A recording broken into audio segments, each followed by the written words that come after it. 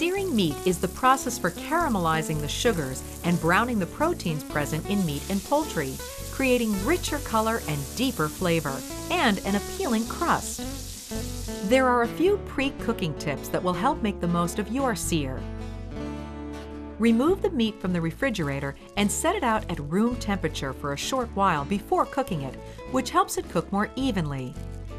This lets the meat relax, allowing the meat's natural moisture to reabsorb into the muscle, rather than staying trapped between the meat's fibers.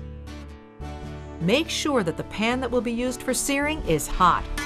You'll want to use a sturdy stainless or cast iron skillet, one that will distribute hot heat evenly. We'll use a steak to illustrate, but you can use the same process to sear any cut of meat or poultry. Once the meat has been allowed to sit at room temperature for a short while, season it with salt and pepper. The seasoning will stick to the moist surface of the meat, and as it cooks, it will form a flavorful seared crust. The meat we're using is lean and needs fat to sear properly.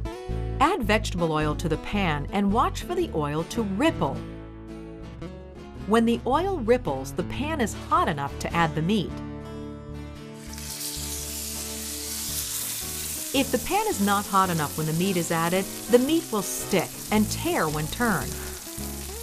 When the pan is hot enough, the sugar on the meat's surface will immediately crystallize, making it a simple task to flip the meat over.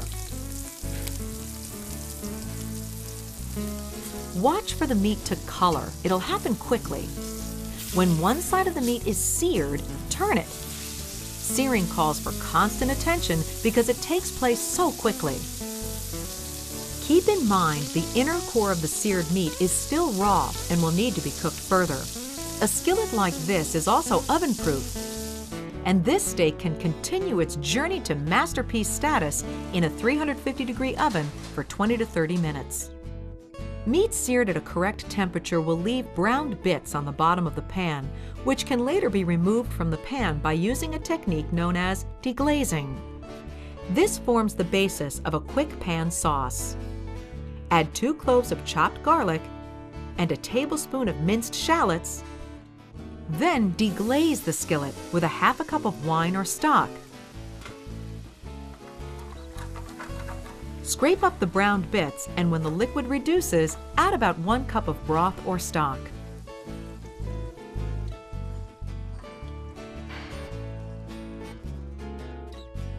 Let the liquid reduce by about half and stir in a dollop of Dijon mustard to thicken.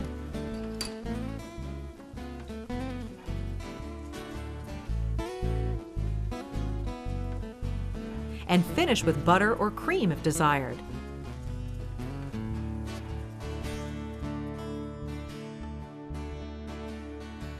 Searing meat increases the depth of flavor in all cuts of meat and chicken.